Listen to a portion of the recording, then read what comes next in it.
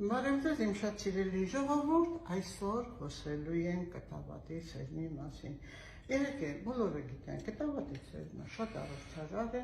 շատ օրգանիզմի համար անհրաժեշտ միկրոէլեմենտների, հանքանյութերի, եթերայուղերի հզոր քանակություն եւ ամենակարևորը այն ունի դողդողանման հատկություն, որը պետք է անպայման օգտագործել, որովհետև արհեստամոքսային տրակտի համար շատ լավ է, հոդերի համար, ոսկրերի համար, միկրոէլեմենտների հզոր քանակություն, որը արյան բաղադրությունը կարգավորելով նաև հարստացնում է մեր օրգանիզմը ընտիր հրաշալի միկրոէլեմենտներով եւ վիտամիններով։ Դրա համար պետք է անպայման օգտագործել կտավատի սերմ, որովհետև այն նաև կարգավորում է մեր նյարդային համակարգը,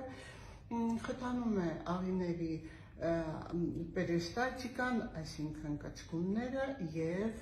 մենք կարողանում ենք նորմալ աշխատեցնել մեր արհեստամոքսային տրակտը։ Իհարկե, ինչպես պետք է անել, վերցնում ենք մեկ ճաշի գդալ կտավատի սերմ, ընդ որում նախապես պետք է լվանալ, այնուհետև ավելացնում ենք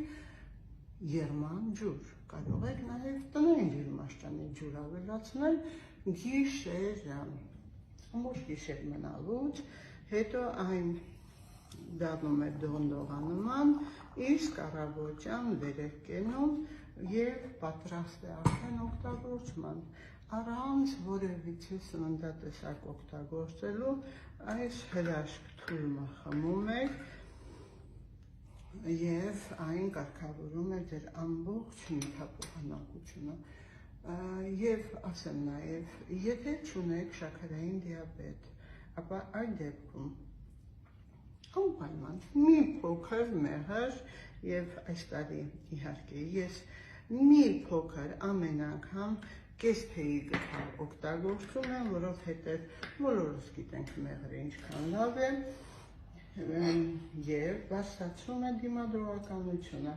այնուհետև ես օգտագործում եմ նաեւ կես լիմոն, եթե կես լիմոնը առավոտյան,